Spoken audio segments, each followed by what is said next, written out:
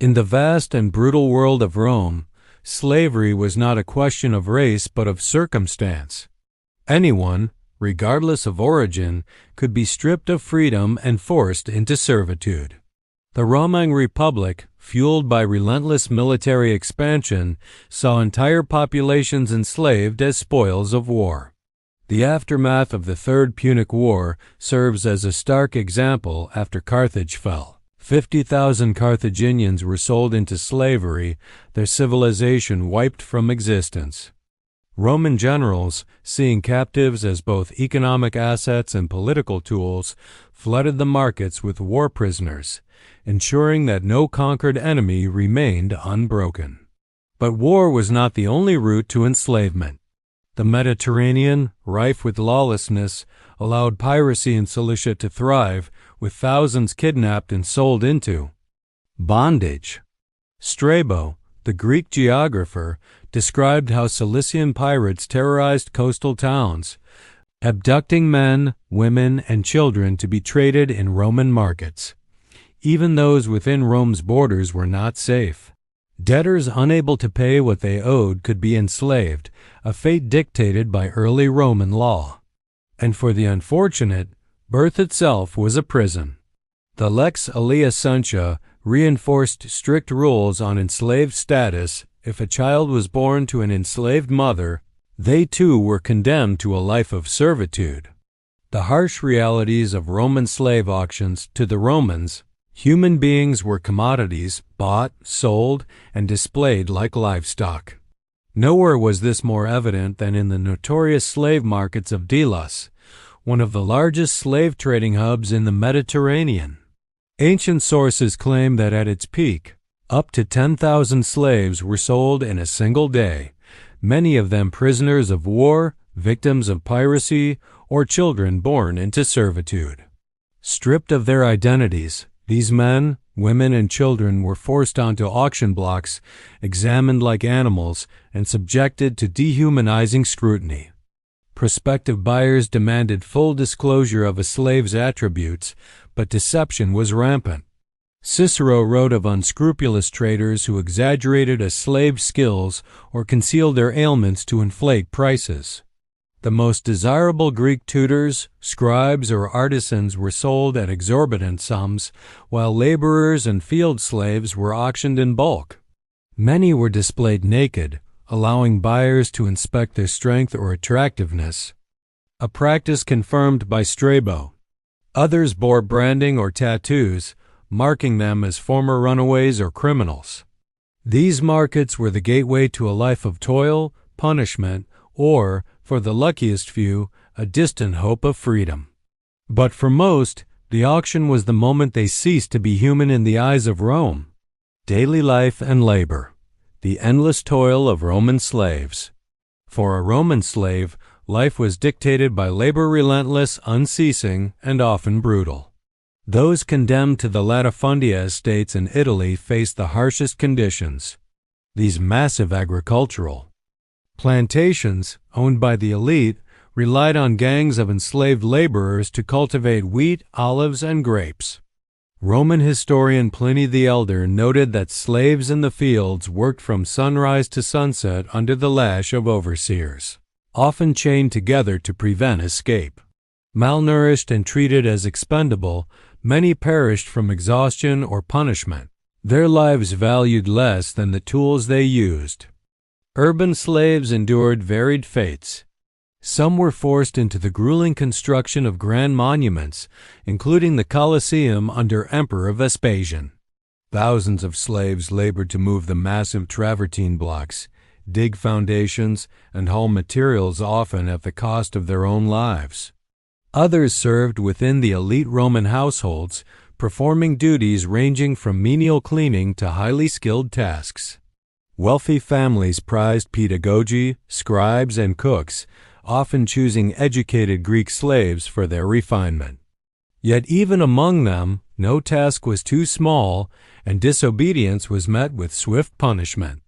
Regardless of station, a Roman slave's existence revolved around service and submission, with no guarantees of dignity or rest. Punishments and discipline. The brutality of Roman masters. In Rome, a slave's life was governed by fear. The law offered them no protection. A master had absolute power over their fate. Any sign of defiance, disobedience, or even perceived insolence could be met with extreme brutality. Nowhere was this clearer than in 71 BCE, after the Spartacus revolt, when 6,000 captured slaves were crucified along the Appian Way as a warning to others. This gruesome display was a stark reminder. Rebellion meant death in the most agonizing form imaginable. Punishments were often swift and merciless. Seneca the Younger, a philosopher of the 1st century CE, wrote that Roman masters could execute their slaves without consequence, reinforcing their power through unrelenting cruelty. Some slaves were beaten daily, while others were subjected to branding and iron collars inscribed with fug, short for fugitivus, marking them as escapees. These collars bore humiliating inscriptions such as, "Hold me, lest I flee." Slaves who attempted escape and were caught faced mutilation, flogging, or even being thrown into the Colosseum's arena to fight wild beasts. The most terrifying reality was that no plea could save them. Roman law did not recognize a slave's right to appeal. They were property, not people. Their suffering was entertainment for some, a routine exercise of control for others. In this world of absolute subjugation, survival meant obedience, endurance, and the constant suppression of hope. For most Roman slaves, freedom was a distant dream, but not an impossible one. Unlike other ancient societies, Rome had a well-established system of manumission, the legal process through which a slave could be freed. However, not all masters were willing to grant liberty, and even when they did, it was rarely an act of kindness. The Lex Fufia Canina restricted mass manumissions, ensuring that only a fraction of a master's slaves could be freed at once. This law, passed under Augustus, reflected the Roman elite's fear of a growing class of freedmen who might disrupt social order.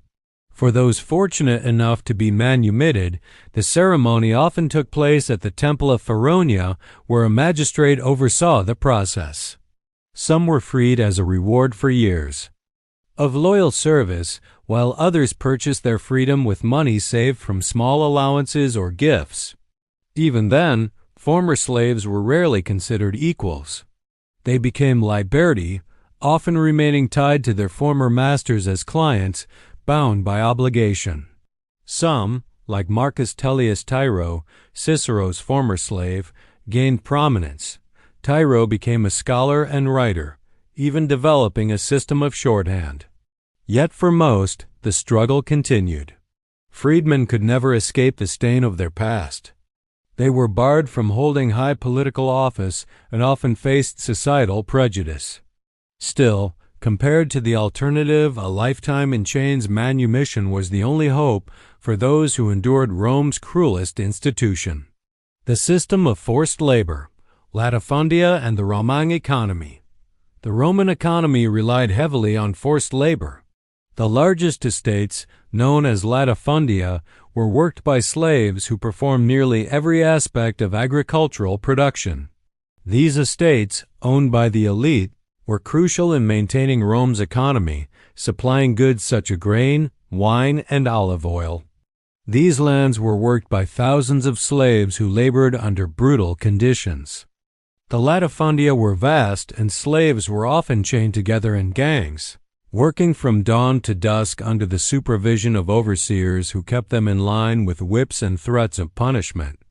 In these fields, slaves faced exhausting, back-breaking work.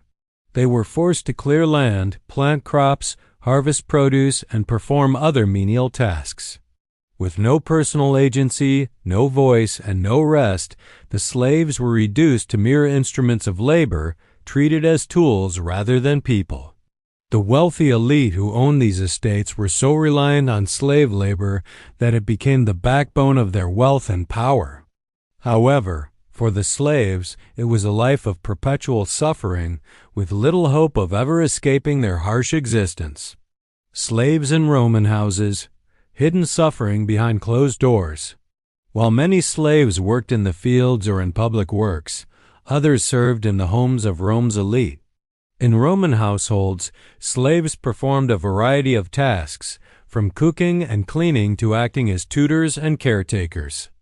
These slaves, while perhaps not subjected to the same physical hardships as those working in the fields, faced a different kind of suffering, one of complete subjugation in a household environment. They were under the constant surveillance of their masters and subjected to their whims.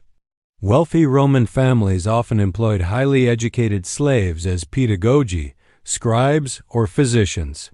These slaves held higher status within the domestic setting and were sometimes entrusted with overseeing other slaves. However, even they had no freedom. They could be sold, punished, or even killed at the whim of their masters.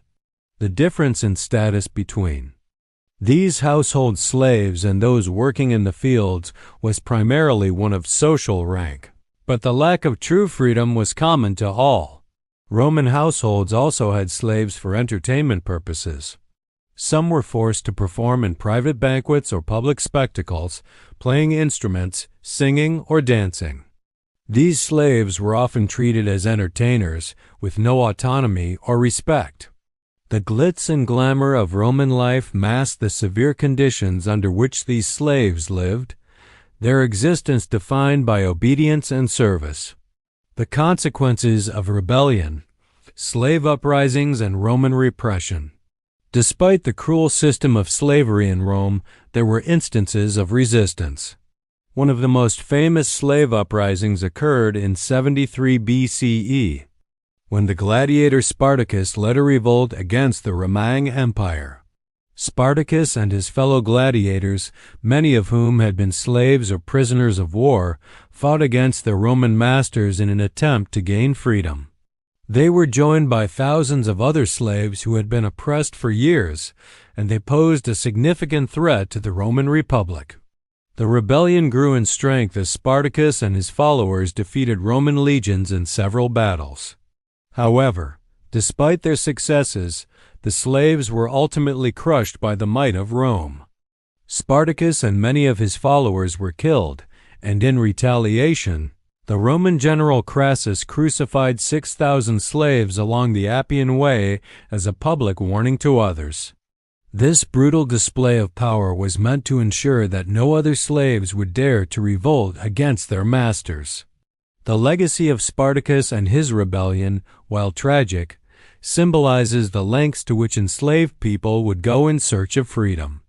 The Roman view of slavery, justification, and rationalization. For the Romans, slavery was a natural and accepted institution. It was woven into the very fabric of their society, and they justified it in a number of ways.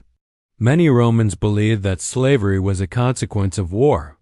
Conquered peoples were often enslaved as part of the spoils of victory, and Roman writers like Aristotle argued that some people were naturally slaves due to their lack of intellectual capacity or physical strength. The Romans viewed slavery as essential to the economy, and they rationalized their treatment of slaves by viewing them as property rather than as human beings. Roman law reinforced this view. Slaves had no legal rights and were considered the property of their masters. They could be bought, sold, or punished without recourse. A slave's status was determined by birth or capture, and there were few legal protections in place to ensure their welfare.